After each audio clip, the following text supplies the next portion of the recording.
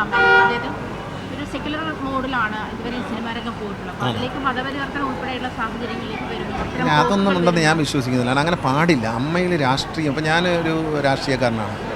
പിഷാരടി ഇപ്പോൾ കമ്മിറ്റിയിൽ, പിഷാരടി ഒരു പാർട്ടിയുടെ പ്രതിനിധിയാണ്. അപ്പോൾ അങ്ങനെ രാഷ്ട്രീയം ഇതിനകത്ത് ഞങ്ങൾ ഒരിക്കലും കൊണ്ടുവന്നിട്ടില്ല, ജാതിയും കൊണ്ടുവന്നിട്ടില്ല. അങ്ങനെ കലാകാരിക്ക് എന്ത് ജാതി എന്ത് മതം അത് പറയുന്നത് തന്നെ തെറ്റാണ്. അങ്ങനെ പറയാൻ പാടില്ല. ജാതി മതമൊന്നും ചോദിക്കാനും പറയില്ല, പറയാനും പാടില്ല. ഇത് ആർട്ടിസ്റ്റിൻ്റെ കലാകാരന്മാരുടെയും കലാകാരികളുടെയും സംഘടനയാണ്. അവിടെ അത്തരത്തിലുള്ള ഡിസ്കഷൻ തന്നെ അത് വരാൻ പാടില്ല. അതൊരിക്കലും വരാൻ പാടില്ല. അതൊന്നും വരാതിരിക്കാൻ ഭാവിയിൽ ശ്രമിക്കണം. ഒരു കാരണവശാലും ഇന്നുവരെ വന്നിട്ടില്ല. നമുക്ക് പ്രസിഡൻ്റായിട്ട് ഇരുന്നിട്ടുണ്ട്, സെക്രട്ടറി ആയിട്ട് ഇരുന്നിട്ടുണ്ട്, മോഹൻലാൽ ഇരുന്നിട്ടുണ്ട്, അങ്ങനെ പലരും ഇരുന്നുണ്ട്. അപ്പോൾ അതങ്ങനെ ഇന്നസെൻറ്റേട്ടന് എത്രയോ വർഷം ഇരുന്നു. അപ്പോൾ ആരുടെ ജാതി മതമൊന്നും ഞാൻ ചോദിക്കാനും പറയില്ല, അത് പറയാനും പാടില്ല. അത് അത്തരം ആരോപണങ്ങൾ നമുക്ക് ലജ്ജാകരമായി പോകും. ആരോപണങ്ങൾ തന്നെ ലജ്ജാകരമാണ്. അത് നടന്നോ ഇല്ലെന്നൊന്നും നമുക്കറിഞ്ഞില്ല, പക്ഷേ അത്തരം ആരോപണങ്ങൾ ലജ്ജാകരമാണ്.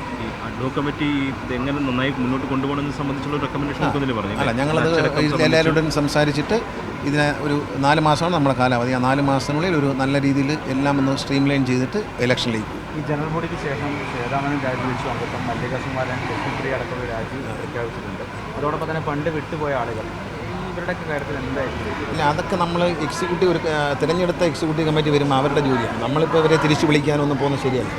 രാജി എന്തെങ്കിലും വാങ്ങിച്ചു വയ്ക്കാനേ അധികാരമുള്ളൂ, അല്ലാതെ അവരെ തിരിച്ചു വിളിച്ച് കൊണ്ടുവരാനോ അവർക്കത് പിന്നെ അവരോട് റിക്വസ്റ്റ് ചെയ്യാം, നിങ്ങൾ പിരിഞ്ഞു പോകരുത്, അംഗത്വം വിട്ടു പോകരുതെന്ന് പറയാമെന്നുള്ളതല്ലാതെ അവരുടെ മറ്റ് നിർബന്ധിക്കാനോ നടപടിയെടുക്കാനോ നമുക്ക് ഭാഗത്തുള്ള ആ ഒരു പഴയ അല്ല, അതറിഞ്ഞൂടാ. അത് ഇനി ഇലക്ഷൻ വരുമ്പോൾ അറിയാമല്ലോ ആരൊക്കെ മത്സരിക്കുന്നു, ആരൊക്കെ മത്സരിക്കുന്നില്ല, ആര് ജയിക്കും ആര് തോക്കുമെന്നൊന്നും ഇപ്പോൾ പറയാനൊക്കെ. അത് നമുക്ക് വരട്ടെ.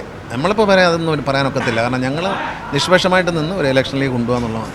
മമ്മൂട്ടിയോ ലാലോ വന്നിട്ട് സംഘടന രക്ഷിക്കണമെന്നുള്ളതാണ് അത് എൻ്റെ പേഴ്സണൽ ഒപ്പീനിയൻ. അങ്ങനെ ആരെങ്കിലും വന്നാൽ മാത്രമേ അവരുടെ സീനിയോറിറ്റിയും അവരുടെ ഒരു കഴിവിനെയും ഒക്കെ മാനിക്കും എല്ലാവരും. അവർ പറഞ്ഞാൽ ഇപ്പോൾ ഇവിടെ തന്നെ ഞങ്ങളുടെ സംഘടന, ഞാനാണ് പ്രസിഡന്റ് 21 വർഷമായിട്ട്. 21 വർഷമായിട്ടാണ്. പക്ഷേ എല്ലാവരും വളരെ സ്നേഹത്തോടെയും അച്ചടക്കത്തോടെയും സന്തോഷത്തോടെയാണ് പോകുന്നത്. ഇവിടെ അങ്ങനെയുള്ള പ്രശ്നങ്ങളൊന്നും ഇല്ലാത്ത കാര്യം നമ്മൾ അങ്ങനെ ഈഗോ പ്രശ്നങ്ങളോ ജാതിയോ മതമോ ഒന്നും ഞങ്ങൾക്കില്ല. വളരെ ഒരു കുടുംബത്തിൽ അങ്ങനത്തെ എല്ലാവരും വളരെ സൗഹൃദം കാണുന്നതാണ്. എല്ലാവരും വളരെ സൗഹൃദത്തോടെ വരുന്നതും പങ്കെടുക്കുന്നതും പോകുന്നതും എല്ലാം ആ ഒരു സൗഹൃദത്തിലാണ്.